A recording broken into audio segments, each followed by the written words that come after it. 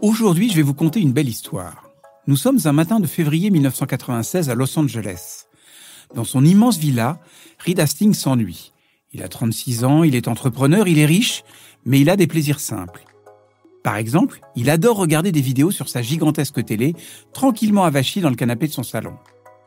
Ce matin-là, vers 9h, le facteur de l'US Postal Service, la poste américaine, sonne à sa porte. Il vient remettre une lettre recommandée à Reed.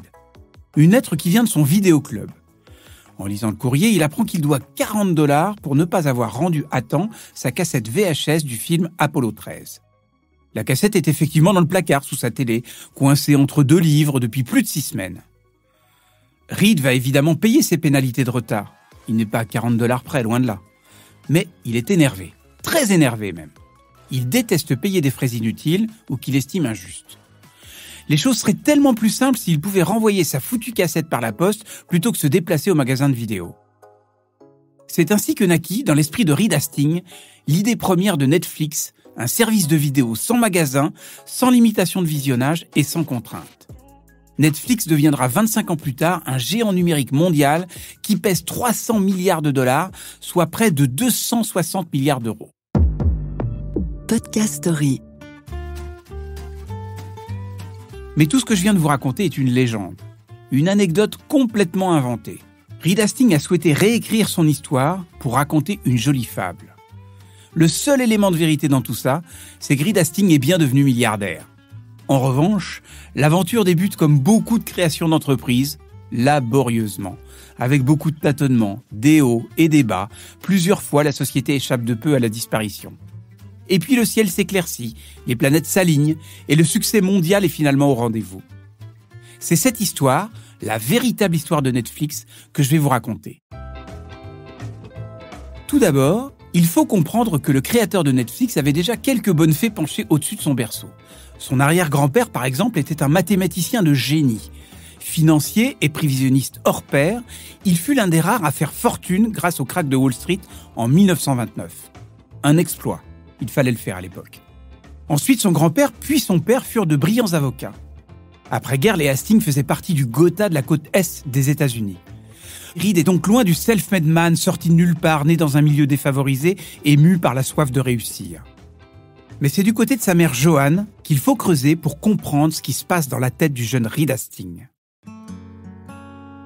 Sa mère s'engage très tôt dans le domaine de la justice sociale, de l'aide aux plus démunis, de l'accompagnement des enfants déscolarisés ou encore de la couverture médicale ouverte à tous. Sans parler de son implication dans la cause des femmes. Ses engagements sont peu goûtés, c'est le moins qu'on puisse dire, par la haute société bostonienne un peu coincée. Les Hastings sont boudés, snobés par leur père. On ne les reçoit plus dans les dîners mondains. On ne les invite plus dans les clubs sélects de la ville. Peu importe, Joanne ne renonce pas. Elle élève même ses enfants dans la détestation de tout ce qui est mépris et privilège de classe. C'est cette philosophie de vie qui guidera la vie professionnelle de Reed Hastings. L'autre créateur de Netflix, et oui, ils étaient deux, s'appelle Marc Randolph. C'est un peu l'oublié de cette aventure.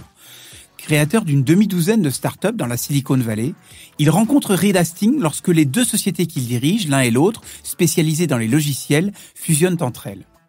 Nous sommes en 1996. La société de Hastings, Pure Software, s'associe à Atria, la boîte où travaille Marc Randolph. Au passage, Hastings empoche pour cette opération de fusion pas moins de 75 millions de dollars. Et Randolph devient vice-PDG marketing, très bien payé, du nouvel ensemble qui s'appellera Pure Atria. Le courant passe bien entre les deux jeunes entrepreneurs. Ils décident de travailler ensemble. Hastings comme investisseur et Randolph comme PDG. On est donc bien loin de deux jeunes ingénieurs boutonneux reclus dans un garage qui ont une idée de génie. Durant l'hiver suivant, les deux nouveaux amis passent tout leur temps au Lulu Carpenter, un petit café sur Pacific Avenue à Santa Cruz. Entre les murs de briques rouges et les portes en bois vintage, ils jettent sur la table du bistrot des tas de concepts, tous plus farfelus les uns que les autres. Une entreprise de fabrication de battes de baseball personnalisées ou encore un service de livraison de shampoing à domicile. Rien de bien sexy ni de bien rentable. À chaque fois, soit l'un, soit l'autre ont cette formule, ça ne marchera jamais. Une expression qu'ils entendront de nombreuses fois par la suite lorsque leur projet commun sera en difficulté. Et puis Randolph lance une idée. Et si on louait des DVD par correspondance ? Ce sera le point de départ de l'aventure Netflix. Ni une ni deux, pour valider leur idée, peut-on expédier sans risque un DVD par la poste, les deux acolytes vont chez Logos, un revendeur de CD d'occasion. Ils y achètent un disque de Patsy Cline, une chanteuse de country. Les compères achètent aussi une enveloppe carrée, de couleur rose, ça s'invente pas, et vont au bureau de poste le plus proche pour expédier le tout. Ce sera le premier envoi postal de CD, et il arrivera à bon port le lendemain. Au printemps suivant, sans bureau pour travailler, ils décident de louer pour $250 par semaine la salle de conférence d'un petit hôtel de Scott Valley, une modeste bourgade de 10 000 habitants, le Best Western Inn. 2 tables, des chaises, quelques ordinateurs feront l'affaire pour quelques mois. Une toute petite équipe se met alors au travail. La société Netflix est créée durant l'été 1997. Au capital de l'entreprise, Reed Hastings injecte une partie de son pécule. Un ami et la maman de Mark Randolph mettent le reste. Au démarrage, Randolph en est le PDG et Hastings le président du conseil d'administration. La première journée de commande arrive quelques jours plus tard. Il faut expédier avant 15h, heure de levée du courrier, pas moins de 137 DVD. Tout le staff met la main à la pâte, on met sous enveloppe, on écrit les adresses, on affranchit et hop, direction la poste. Finalement, tous les précieux courriers seront déposés quelques minutes avant l'heure fatidique. Dans les premiers mois, l'entreprise Netflix ne compte que 30 salariés et propose à la location seulement 925 titres, soit malgré tout, à l'époque, la quasi-totalité des DVD édités sur le marché. D'ailleurs, puisqu'on parle de nom, Netflix n'était pas le premier choix des deux créateurs. Au début de l'aventure et pendant 6 mois, la plateforme s'est appelée Kibble. Un nom volontairement horrible, selon Mark Randolph, pour obliger les équipes à trouver un meilleur nom. D'ailleurs, Kibble, ça veut dire croquette pour chien en anglais. Définitivement, c'était pas terrible. Les fondateurs phosphorent et jettent sur le papier Tech One, Send2, Flix, Now Showing ou Webflix. Finalement, ce sera Netflix. C'est la contraction de 2 mots américains, net pour Internet bien sûr, et Flix, qui veut dire film en argot. Les débuts de Netflix ne sont pas très glorieux. Ils sont même chaotiques. Une anecdote illustre bien ce manque de professionnalisme des débuts. Le 17 août 1998, le président Clinton est auditionné par le grand jury pendant plus de 5 heures. Un des volets de l'affaire de son adultère avec Monica Lewinsky. Cet interrogatoire, qui dure 5h30, fait l'objet d'une captation vidéo tellement le moment est historique. Imaginez-vous, un président américain en exercice face à 23 citoyens, membres d'un grand jury qui l'accuse d'avoir menti à ses compatriotes. Logiquement, Netflix saute sur l'occasion. Pour une poignée de dollars, environ 4 300 €, la firme achète les droits et propose à ses abonnés la location de ce témoignage pour 20 cents, environ 17 centimes d'euros. Mais l'incroyable, c'est qu'à la place de la prestation filmée de Bill Clinton, une grande partie des 5000 acheteurs reçoivent un film pornographique chinois. Dans la foulée, Netflix envoie un courrier pour s'excuser et propose d'échanger le DVD à ses frais. Pas un seul abonné ne fera la démarche. Cette même année, les 2 jeunes entrepreneurs sont approchés par un certain Jeff Bezos, qui a lancé 3 ans plus tôt son service Amazon de vente de livres par correspondance. Il propose aux 2 amis la somme de 15 millions de dollars pour une association entre leurs firmes. Pas mal pour une boîte chancelante après quelques mois d'existence. Mark Randolph débute les pourparlers en présentant les performances de Netflix, pas terribles en fait à cette époque, et du rôle que chacun peut y jouer. Puis Reed Hastings, qui semble s'ennuyer ferme, s'exclame soudain au beau milieu de la réunion « Comment voulez-vous qu'Amazon et Netflix collaborent ensemble ?» Fin de l'histoire. 1 an plus tard, en 1999, la société patine. Le succès se fait attendre. Les perspectives sont sombres. Un soir, vers 18h, Reed Hastings entre dans le bureau de Randolph. Il ferme la porte derrière lui, il pose son ordinateur sur la table et fait défiler une présentation sur l'écran sur l'état de Netflix et les solutions à envisager. Reed explique alors à son ami Mark qu'il doit lui laisser les rênes de l'entreprise pour la faire progresser. Ce dernier, très fair-play, accepte en quelques minutes devant les arguments développés. Il restera malgré tout dans l'entreprise et demeurera actionnaire de la boîte. La manœuvre, assez osée, n'entamera pas l'amitié entre les 2 hommes. En l'an 2000, la situation est toujours aussi critique. Hastings et Randolph sont prêts à se vendre au plus offrant. Netflix ne compte que 300 000 abonnés. Au bord du gouffre, l'entreprise approche le géant du secteur de la location de DVD, Blockbuster, et propose de se laisser acheter pour 50 millions de dollars. Blockbuster, en toute arrogance et sûr de son étoile, refuse. Mauvaise pioche. Moins de 10 ans plus tard, après avoir tenté plusieurs fois de concurrencer Netflix, Blockbuster déposera finalement son bilan. Mais revenons au début des années 2000 chez Netflix. C'est pas encore la grande forme financière. Et même si Reed est un patron humain, il n'en reste pas moins un patron. Et aux États-Unis, quand une société va mal, on peut d'un claquement de doigts se séparer d'un salarié. Au sein de la boîte, en septembre 2001, la situation est encore plus critique. Les attentats du 11 septembre et l'éclatement de la bulle Internet fragilisent encore un peu plus la start-up. Reed doit tailler drastiquement dans les effectifs. Il choisit alors une méthode radicale, à l'américaine.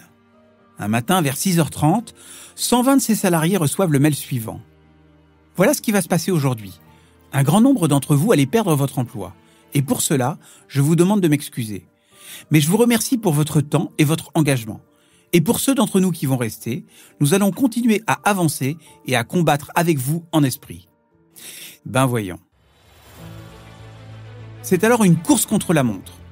Il faut très rapidement augmenter le nombre des abonnés. En 2002, alors que les caisses sont vides, Reed Hastings fait le pari fou d'introduire Netflix en bourse pour se donner les moyens de son développement. L'action coûte au départ 1,2 $ l'unité.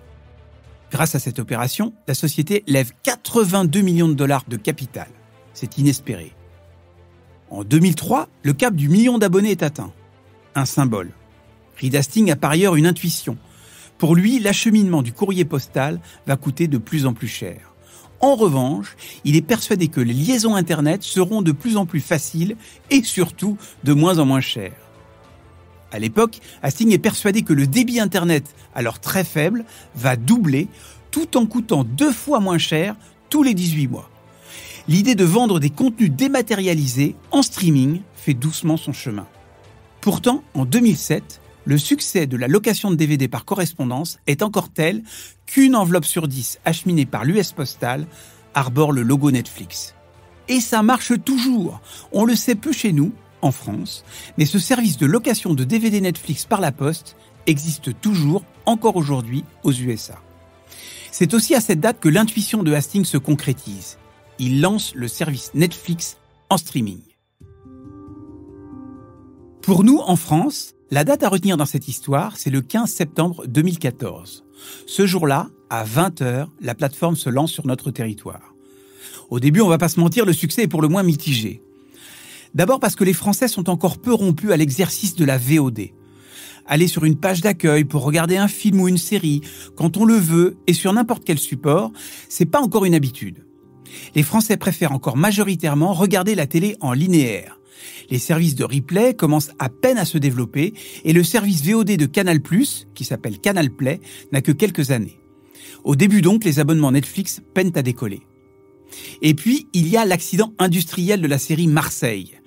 Une série écrite, produite, filmée dans la capitale phocéenne et donc prioritairement destinée au public français. Le projet, à 10 millions d'euros, se voulait être un ambitieux House of Cards sur la Canebière. Ce fut finalement un épisode un peu mou de Plus belle la vie sur le Vieux-Port. L'affiche semblait pourtant alléchante. Gérard Depardieu avait accepté le rôle-titre contre un chèque de 1 million d'euros, sans parler de Benoît Magimel, Hippolyte Girardot, Nadia Fares qui sont venus compléter le casting. Aux manettes du scénario, des auteurs reconnus comme Dan Frank. Hélas, rien ne se passe comme prévu. Avant même les premiers jours du tournage, l'écriture patine et le scénario peine à voir le jour. En fait, personne n'est d'accord sur la direction à prendre. Les relations sont tellement tendues que le réalisateur interdit au scénariste l'entrée du tournage. Ce dernier demandera même à ne plus figurer comme directeur artistique au générique de la série. Le jour de sa sortie, Marseille est éreinté par la critique et boudé par le public. En revanche, à l'étranger, les clichés un peu grossiers fonctionnent plutôt bien. La plateforme revendique en quelques semaines 130 millions de vues à travers le monde. À la surprise générale, Netflix commande alors une 2e saison avec en plus une rallonge de budget.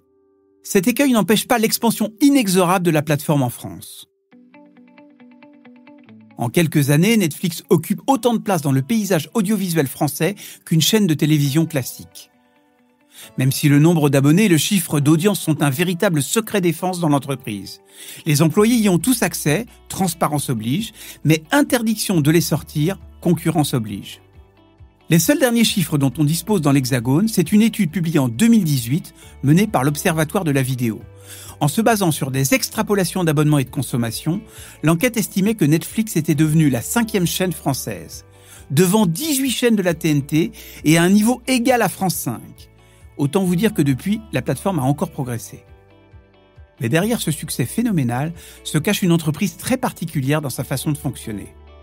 Le créateur, Reed Hastings, a un management pour le moins atypique. Un management qui pourrait a priori faire rêver vous tous qui nous écoutez et qui avez un job dans une boîte classique avec un chef de service et un patron. Chez Netflix, la règle, c'est qu'il n'y a pas de règle. Les salaires sont très supérieurs à la moyenne, le nombre de jours de vacances est illimité, le congé parental peut aller jusqu'à 8 mois, on dispose d'une autonomie totale de travail, il n'y a aucun contrôle de vos dépenses professionnelles et on a aussi le droit, et même le devoir, de donner son avis sur son supérieur. Sans parler des avantages en nature. Petit exemple des largesses de l'entreprise, à chaque étage du siège californien sont disposés des distributeurs en libre-service. On peut y prendre un ordinateur ou un iPhone, sans aucune formalité, pas de justificatif, pas de contrôle. En revanche, le prix de l'objet est affiché, pour que chaque employé prenne conscience de la valeur du cadeau. Une boîte idéale, me direz-vous.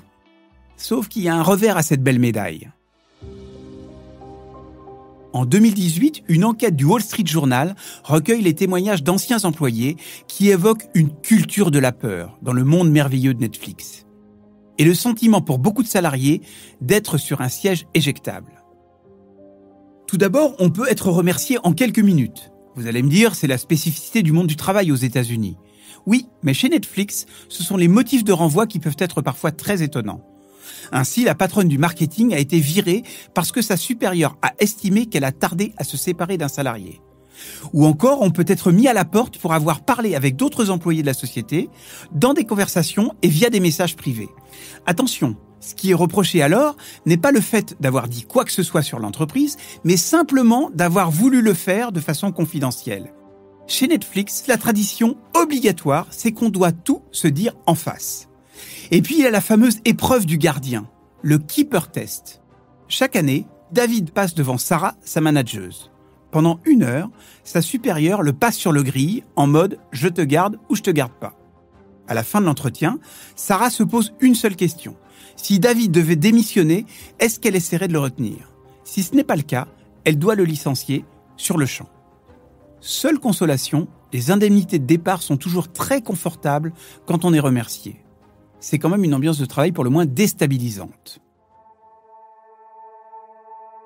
Le but, affiché et revendiqué, c'est de ne conserver chez Netflix que les meilleurs dans leur secteur, des stars dans leur domaine à tous les niveaux. Moralité, si vous recherchez un emploi pépère, la stabilité de l'emploi, il faut passer votre chemin. À ce stade, on peut se demander, est-ce que cette façon de fonctionner et plus largement le modèle économique de Netflix ont un avenir ? Difficile de répondre à cette question. Un petit indice. En ce début d'année, nous enregistrons ce podcast en 2022, le titre de l'action Netflix a dévissé en bourse. Il a perdu presque la moitié de sa valeur. Beaucoup de petits actionnaires ont vu leur patrimoine fondre littéralement. Et pour cause, une survalorisation de la valeur de l'entreprise et des inquiétudes pour l'avenir. Allez, on va terminer sur une note un peu inquiétante. À l'heure du réchauffement climatique et de la préservation de la planète, Netflix continue de grandir et de grossir, d'où un impact énorme sur l'environnement. Les seuls abonnés à la plateforme américaine sont responsables du rejet de 150 millions de tonnes de CO2 par an. Par comparaison, ça représente 1/4 des émissions annuelles de CO2 de toute l'aviation civile de la planète. Par exemple, quand vous regardez le film Pulp Fiction, c'est 200 000 fois plus polluant que d'envoyer un mail sans pièce jointe. Même si l'entreprise Netflix, de son côté, fait des efforts, avec un objectif zéro carbone à fin 2022, mais uniquement pour ses propres activités. Sachez-le la prochaine fois que vous vous connecterez. Allez, je vous laisse. Je vais regarder la fin de la saison 10 de The Walking Dead. Podcast Story. On a tous une histoire à écouter. Ne manquez aucun épisode de Podcast Story. Abonnez-vous et mettez 5 étoiles sur Podcast Addict, Amazon Music ou Spotify.